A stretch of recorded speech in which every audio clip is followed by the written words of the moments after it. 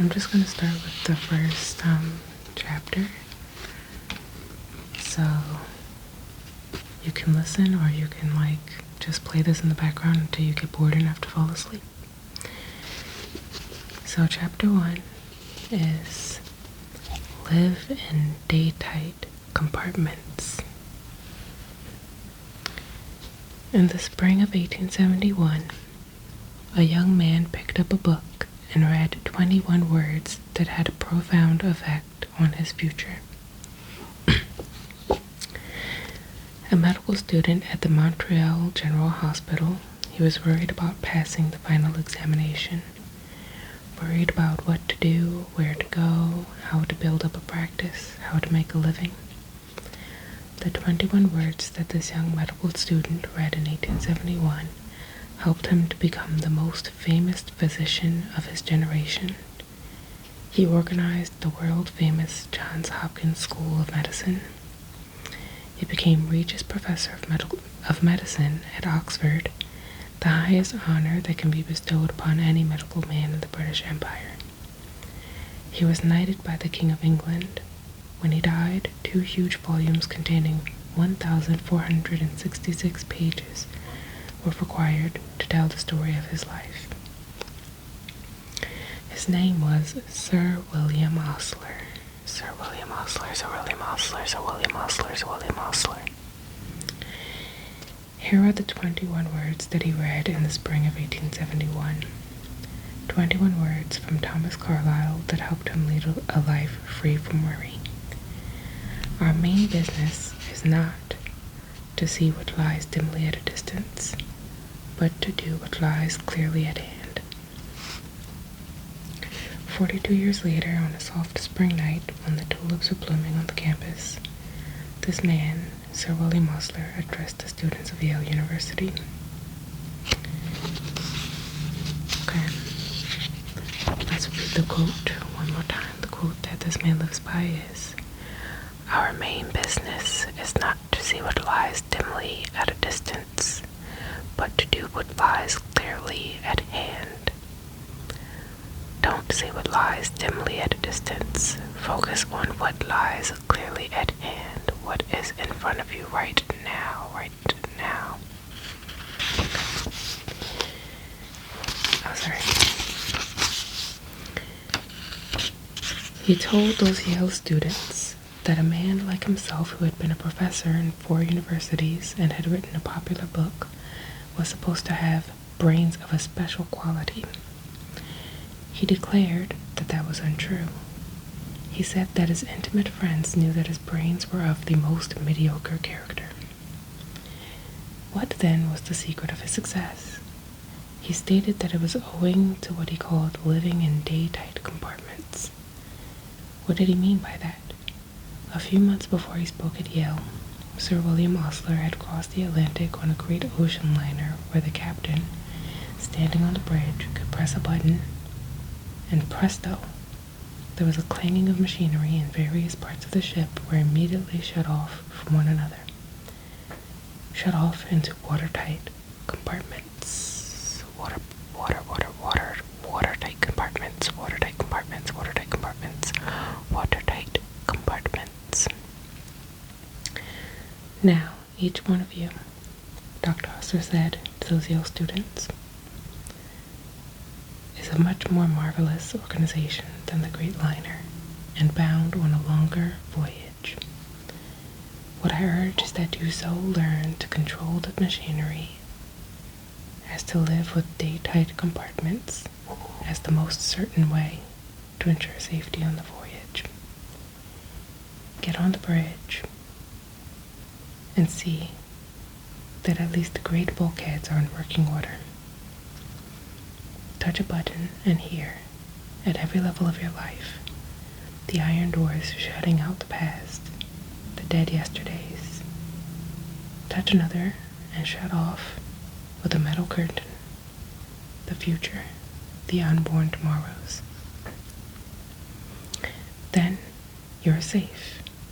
Safe for today. Shut off the past. Let the dead past bury its dead. Shut out the yesterdays which have lighted fools the way to dusty death. The load of tomorrow, added to that of yesterday, carried today, makes the strongest falter. Shut off the future as tightly as the past. The future is today. There is no tomorrow. The day of man's salvation is now. Waste of energy, mental distress, nervous worries, dog the steps of a man who is anxious about the future. Shut close then the great fore and aft bulkheads, and prepare to cultivate the habit of a life of day-tight compartments. Day-tight compartments, day-tight compartments. Did Dr. Osler mean to say that we should not make any effort to prepare for tomorrow? No, not at all. But he did go on in that address to say that the best possible way to prepare for tomorrow is to concentrate with all your intelligence, all your enthusiasm, when doing today's work superbly today.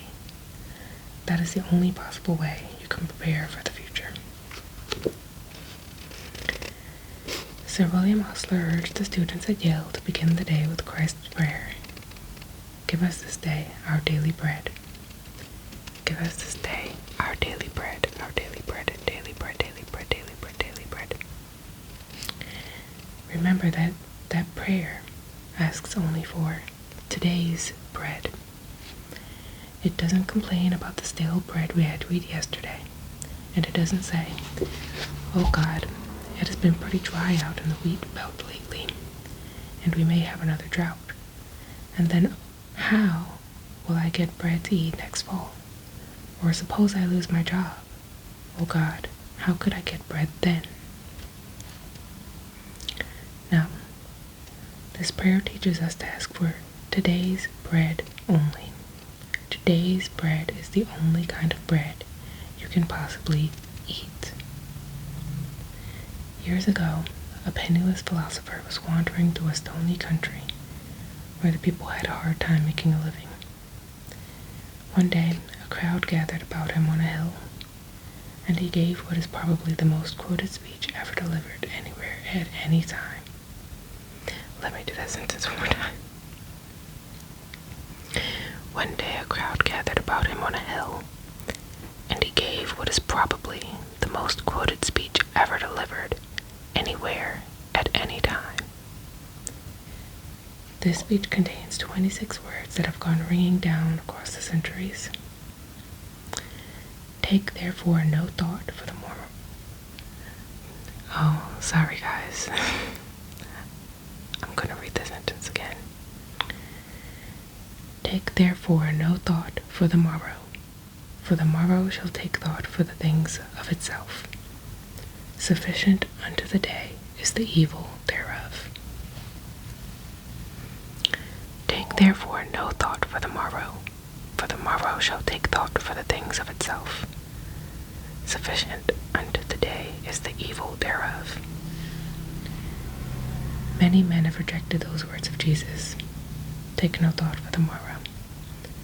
They have rejected those words as a counsel of perfection, as a bit of mysticism. I must take thought for the morrow, they say.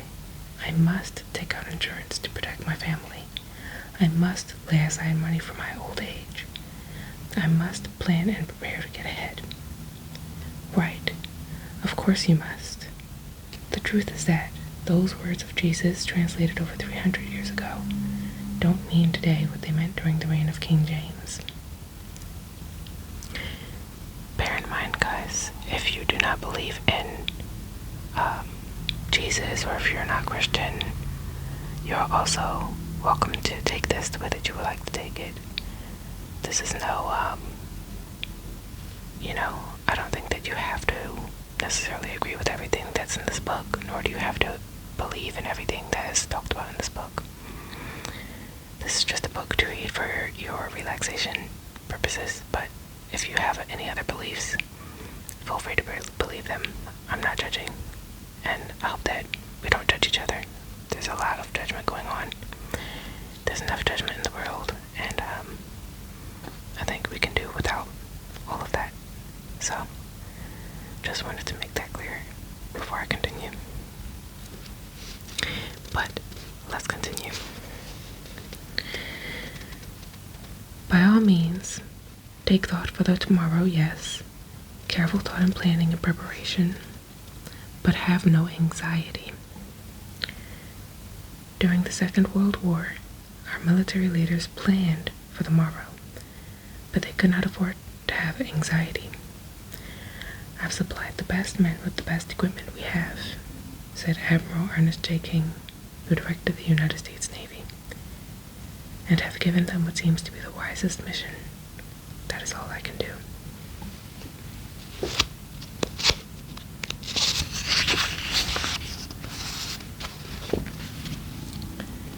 If a ship has been sunk, Admiral King went on, I can't bring it up. If it is going to be sunk, I can't stop it. I can use my time much better working on tomorrow's problem than by fretting about yesterday's. Besides, if I let those things get me, I wouldn't last long. Whether in war or peace, the chief difference between good thinking and bad thinking is this. Good thinking deals with causes and effects and leads to logical, constructive planning. Bad thinking frequently leads to tension and nervous breakdowns. By the way, I'm not gonna lie, guys. I'm not the best at soft-spoken speaking. I think I can speak pretty softly, but when I'm trying to make sure that I'm speaking softly the entire time, sometimes it's not consistent or even, so please forgive me for that. Maybe I'll get better as I keep doing it, maybe. Hopefully, we'll see. But let me know what you think. Yeah, let me know what you think about it, and if I should do soft-spoken more, whispering more, if it's too loud, too quiet, things like that. I'm using a microphone for the first time, so I don't know if it sounds better or worse. I don't think I'll be able to use this microphone for everything because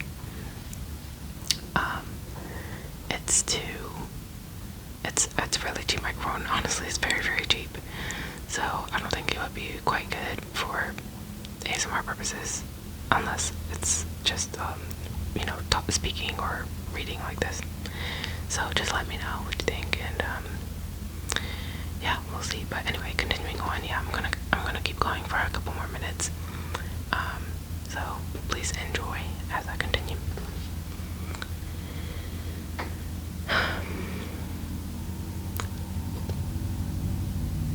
I'm not gonna lie, I forgot where I was. So I'm gonna read back. I think I already read this part, but I'm gonna read it again. Okay. Whether in war or peace, the chief difference between good thinking and bad thinking is this. Good thinking deals with causes and effects and leads to logical, constructive planning. Bad thinking frequently leads to tension and nervous breakdowns. I had the privilege of interviewing Arthur Hayes Sulzberger, publisher of one of the most famous newspapers in the world, the New York Times. Mr. Sulzberger told me that when the Second World War flamed across Europe, he was so stunned, so worried about the future, that he found it almost impossible to sleep. He would frequently get out of bed in the middle of the night, take some canvas and tubes of paint, look in the mirror, and try to paint a portrait of himself. He didn't know anything about painting, but he painted anyway, to get his mind off his worries. Mr. Sulzberger told me that he was never able to banish his worries and find peace until he had adopted as his motto 5 words from a church hymn. One step enough for me. Lead night. Oh. One step enough for me. Lead kindly light. Keep thou my feet. I do not ask to see. The distant scene. One step enough for me. At about the same time, a young man in uniform somewhere in Europe was learning the same lesson. His name was Ted. Ted Bengermino, I think, is the way to pronounce it. of Baltimore, Maryland, and he had worried himself into a first-class case of combat fatigue. In April 1945, wrote Ted Bengermino, I had worried until I had developed what doctors call a spasmodic transverse colon, a condition that produced intense pain. If the war hadn't ended when it did, I'm sure I would have had a completely physical breakdown. I was utterly exhausted. I was a Graves registration, non-commissioned officer for the 94th Infantry Division. My work was to help set up and maintain records of all men killed in action, missing in action, and hospitalized. I also had to help disinter the bodies of both Allied and enemy soldiers who had been killed and hastily burrowed in shallow graves during the pitch of battle. I had to gather up the personal effects of these men and see that they were sent back to parents or closest relatives who would prize these personal effects so much. I was constantly worried for fear we might be making embarrassing and serious mistakes. I was worried about whether or not I would come through all this. I was worried about whether I would live to hold my only child in my arms, a son of 16 months, whom I had never seen. I was so worried and exhausted that I lost 34 pounds. I was so frantic that I was almost out of my mind. I looked at my hands. They were hardly more than skin and bones. I was terrified at the thought of going home a physical wreck. I broke down and sobbed like a child. I was so shaken that tears welled up every time I was alone. There was one period soon after the Battle of the Bulge started that I wept so often that I almost gave up hope of ever being a normal human being again. I ended up in an army dispensary. An army doctor gave me some advice which has completely changed my life. After giving me a thorough physical examination, he informed me that my troubles were mental. Ted, he said, I want you to think of your life as an hourglass. You know there are thousands of grains of sand in the top of the hourglass, and they all pass slowly and evenly through the narrow neck in the middle. Nothing you or I could do would make more than one grain of sand pass through that narrow neck without impairing the hourglass. You and I and everyone else are like this hourglass. When we start in the morning, there are hundreds of tasks which we feel that we must accomplish that day. But if we do not take them one at a time and let them pass through the day slowly and evenly, as do the grains of sand passing through the narrow neck of the hourglass, then we are bound to break our own physical or mental structure. I have practiced that philosophy ever since that memorable day that an army doctor gave it to me. One grain of sand at a time, one task at a time. That advice saved me physically and mentally during the war, and that has also helped me in my present position of public relations and advertising director. For the ad crafters printing and offset company Inc., I found the same problems arising in business that had arisen during the war. A score of things had to be done at once, and there was little time to do them. We were low in stocks. We had new forms to handle, new stock arrangements, changes of address, opening and closing offices, and so on. Instead of getting taut and nervous, I remembered what the doctor had told me. One grain of sand at a time, one task at a time. By repeating those words to myself over and over, I accomplished my tasks in a more efficient manner, and I did my work without the confused and jumbled feeling that had almost wrecked me on the battlefield. Amazing, amazing. Okay. So, that's it for today. I hope that you enjoyed the little excerpt. Honestly, this channel, I just do it because I like doing it. It relaxes me, myself. When I make these videos, I really like it. So, I hope that you can also enjoy it, and that you like this, and if you don't, you know, that's okay. If you don't like it, you don't have to watch this video. You can watch another one of my videos, or you can watch none of my videos, you know, that's okay. And I'll probably do more because I just like doing this. This is pretty relaxing for me, so yeah. But I hope you enjoyed, and let me know if there's anything that you would like to be, you know, changed a little bit about the way that I did it. Like, maybe you don't like me mixing soft-spoken and whispering. Maybe you don't like, or maybe you would like, you know, more of a mixture, more whispering or more, I don't know. Maybe I should do one soft-spoken version and one whispered version, I don't know. But let me know if you would like to, and if not, then I'll probably just keep doing it the way I did it already, because that's what came to my mind to do. But yeah, that's all I have to say. So I hope you have a good night or day, and get some sleep and relax and stop worrying. There's no point in worrying. You don't need to worry. Everything will be okay.